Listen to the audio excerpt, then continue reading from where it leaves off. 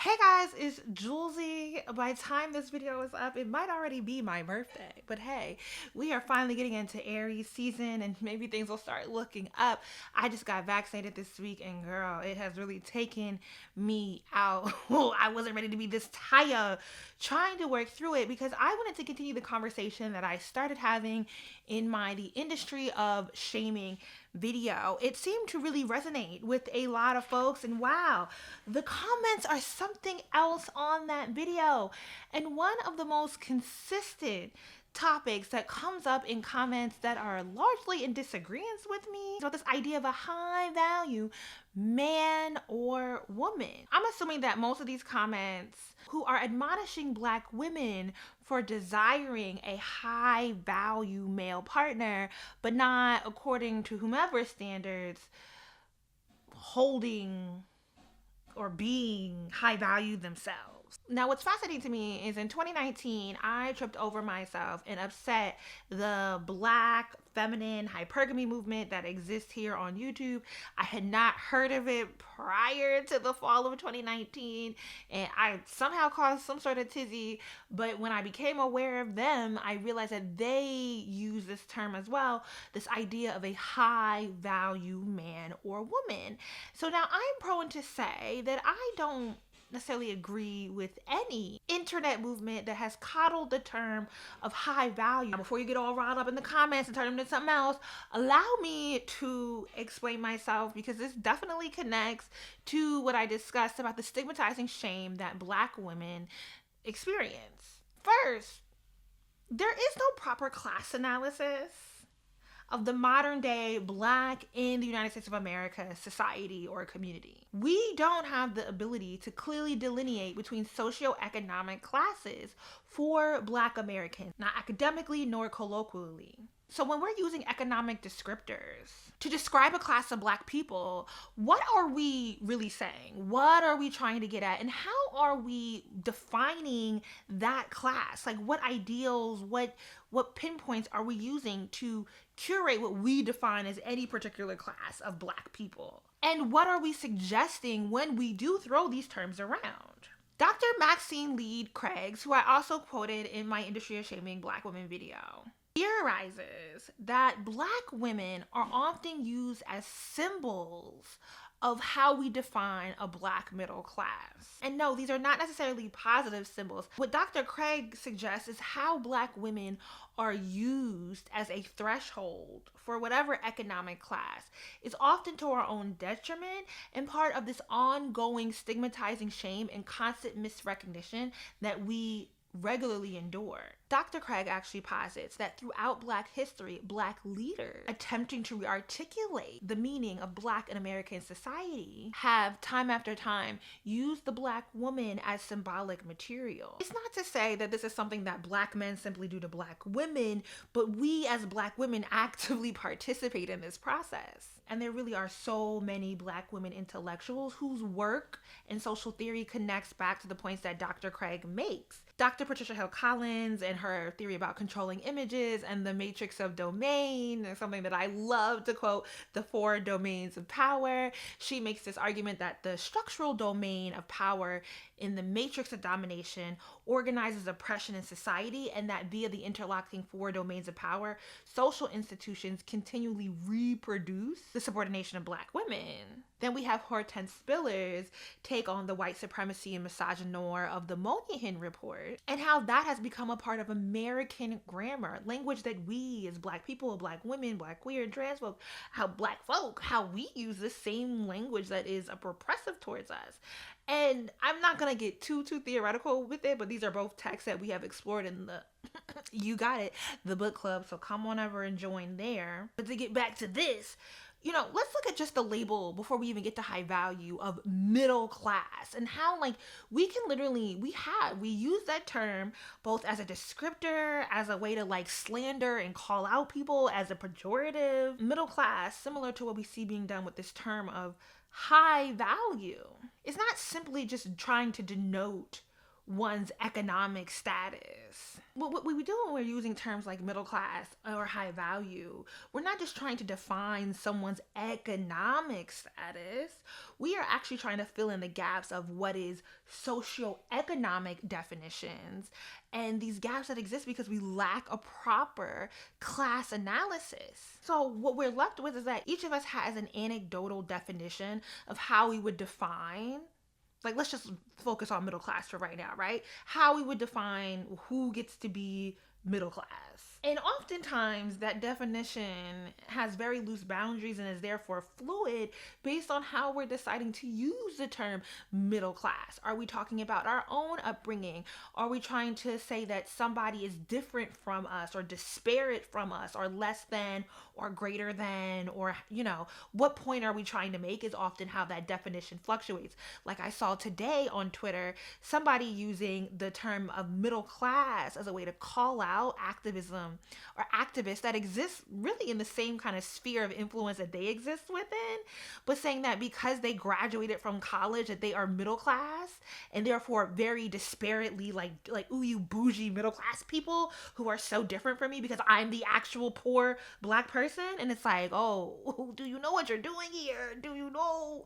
Tread lightly, because we start using these markers that aren't really defined, and then we often we create like essentialism that doesn't do us any service or any favors. And so who actually gets to exist above or below this standard of middle class? Because a lot of the markers that we use don't really hold up, because Black people, even as they financially ascend, we still largely live within enclaves of other Black people.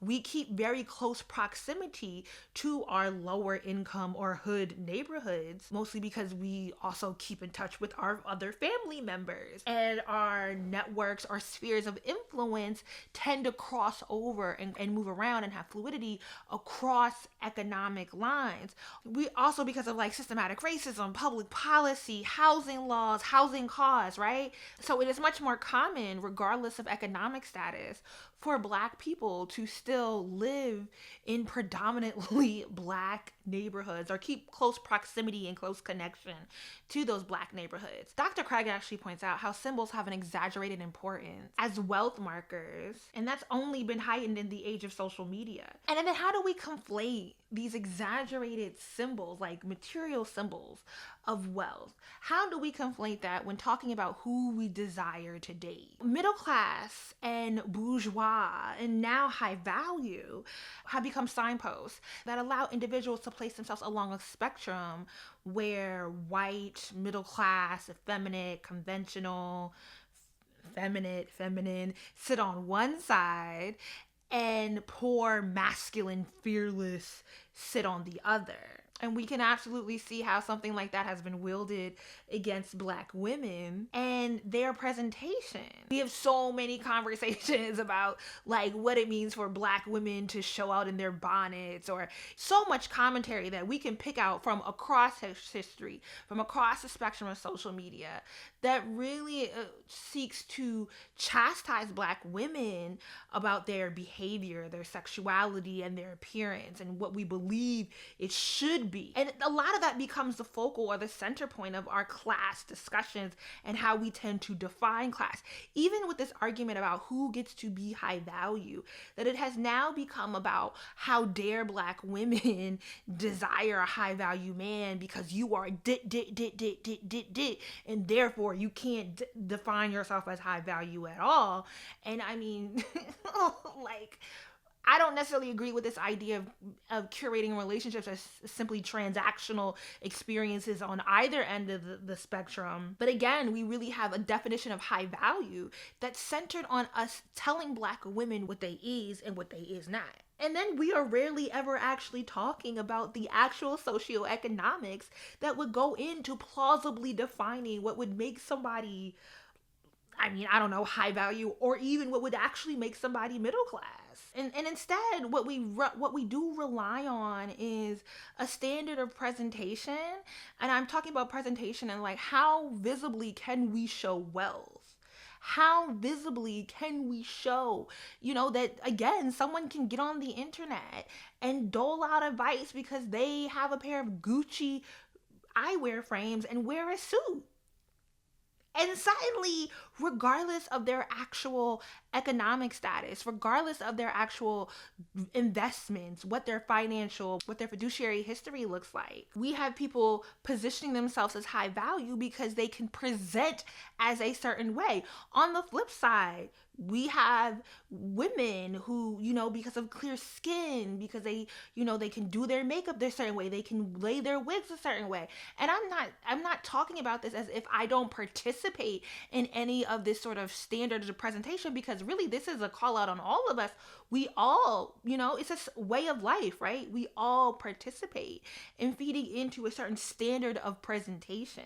And a large swath of that presentation is steeped in a very white, imperialistic, capitalistic, and therefore anti-Black standard. Yes, that's a call out for me too. In the context of dating, and how we use this term of high value, like as I said earlier, it really relies on the idea of creating transactional relationships, which is why we get these two sides, neither of which I agree with, that are constantly trying to degrade and denigrate each other, right? And therefore then denigrate the whole of either sides of the community, right? It becomes a what can you do for me conversation. And because you cannot do these things for me, I should dispose of you. It's not even this idea that we are defining particular people as high value. What I often see in these conversations about high value is that we are disposing of people. We are consistently on both sides of the coin disposing of Black women. We are telling Black women who are not of a particular body type, are not of a particular clarity of skin, can't wear certain clothes or show certain wealth. Oh, you do not have floor to ceiling windows in your apartment. Ugh, and I'm sitting here like, we're not even talking about do you have an SCP or IRA? We are literally using these markers as a way to disregard and dispose of people. It doesn't really make sense to me who can define themselves as high value, because it both says, how do you show wealth? And then how do you show wealth, again, based on like this sort of Europeanized standard of beauty that I have to have. I can't dare to be fat. I can't dare to have children. I can have degrees, but they absolutely need to be completely paid off. I mean, it's just like the goalpost consistently can always move as a way for me to very easily not include people, but for me to dispose of people. And so it doesn't become a definition of who am I including and how am I cultivating community. It becomes a definition of who can I exclude to make myself feel more powerful and more valuable. One of the first books we read in the book club, if you have not joined, was When Chicken Has Come Home to Roost by Joan Morgan. I absolutely think this is a great book to start. Not finish, not end, but it's a great book to start if you have like questions about Black feminism, whether you're a man or a woman. And it's a book about being a Black feminist in the age of, or in the era of hip hop. And what's really good about it is it's a free book on Audible, so you can get it as a free audio book. And if you are new to Audible, you can use my Audible link or text Julie to 500 and get your first month free on Audible. All right, okay. One of the things Joan Morgan is grappling with in When Chicken Has Come Home to Roost, literally she is struggling through and ask in the book, can you be a good feminist and admit out loud that there are things that you dig about patriarchy? Having the door open, someone paying for dinner, fixing things, moving furniture, taking care of the car, the whole provider role, right? A lot of women across the board of politics, whatever social theories you personally believe in, definitely hold contention with this, right? And where I come back to and how I think through this again is that these are transactional asks. I realized while editing this video that my camera had cut off and I did not have the footage of me finishing out this thought about transactional ask and how Joan Morgan and When Chicken Has Come Home to Roost out loud asked this question even within the context of being a Black feminist. there is so much focus on the transactional aspects of a relationship. And I'm not even simply talking about intimate partnerships or how black men deal with black women or how black women deal with black men, but also how we deal with our friendships, our families. There's so much focus on what can a person materially do for you? What can they give to you? And it still feeds into this idea about how do we express this idea of wealth. I'm not jumping into giving anybody dating advice, baby. That is not my ministry at all. But again, most of the ways that we do define high value are used to demean other black people. Why we have this sort of quagmire of this idea of a high value person that really seeks to dispose of a lot of black folks and, you know, focus on like this mythical community of people. Is that because we're like, economically our community is struggling, right? A lot of black folks can get on social media and position themselves as wealthy, but like, or position themselves as having some access to wealth. But this idea of climbing socioeconomic classes, right? Going from whatever loose definition of a lower income, working class, middle class person, family, to ascending towards whatever we define as upper middle or upper socioeconomic classes. This is a very precarious position because we have to look at the whole of society. And this goes back to why we do not have a proper class analysis of the black community. We can talk about somebody making X amount of money, but what city do they live in?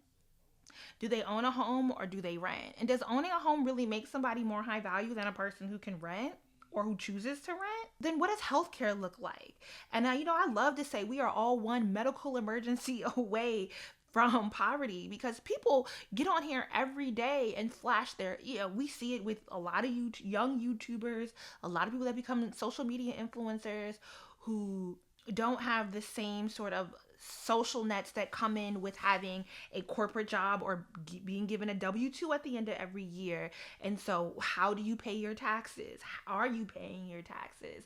And then people have a medical emergency or a traumatic experience, and suddenly after they were talking about how much money they have or how well their family's doing, to having to raise a GoFundMe to cover medical costs, because we do not live in a country that has a proper healthcare system in place for most people. And this is something that I'm talking about as like personal experience, as somebody who has elevated my socioeconomic class from what I would define as a working class family.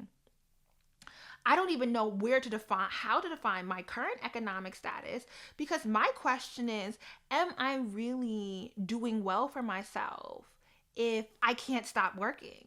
Like, if I was to lose my ability to work at the rate that I'm working right now and I was forced to stop, would I be able to economically maintain? So that's why I'm very cautious about ever getting on anybody's internet and flexing my income. Like, if we understand the concept of, and we constantly talking about generational wealth, because the black community has had a hard time passing on generational wealth, I think we have to stop talking as if it's people have not tried, right? As if these same conversations have not been had by our parents, our grandparents, and our ancestors, and they have been kept out of the same social securities that allow white people to have a lake house and a summer house and to own various sorts of property on a teacher's salary. And this is why I find it offensive when these men who are on the internet talking about high value man and how black women can be disposed of because they don't have what it takes to get a high value man, are also positing about black women. Oh, sure, you're educated, but you have student loan debt. There is a systematic reason for why that happens to black people and not white people. Like, what? Like, we literally are slandering black folks for trying to survive in a system that was built to crush us. And it ain't it. My current listen on Audible is Tressie McMillan Cotton's Thick, which is a collection of essays. And, you know, she is a professor, is she still a professor? She was a professor at UNC, University of North Carolina, Chapel Hill. She is now a MacArthur Genius. They give you $500,000 to do what you want. And as I'm listening to the audiobook, she has a whole chapter where she is describing how she thought that, you know, And she did. She transcended socioeconomic class, and she thought by making the right choices, right? She's a married woman, she's a professor, and she's now pregnant, and she decided to go to the obstetrician on a certain side of town, right? Because you're thinking you're going to get a better value, you're going to get a better experience because you are choosing these markers, and the marker is white people on the wealthier side of town. And a lot of these high value conversations talk about going to certain locations to meet high value people. And this entire chapter, Dying to Be Competent, is the name of the chapter.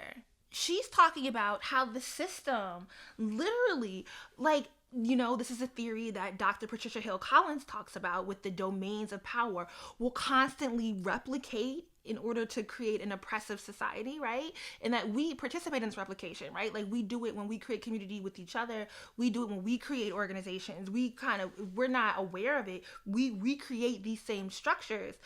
And she's talking about how she chose to go to the obstetrician on the right side of town.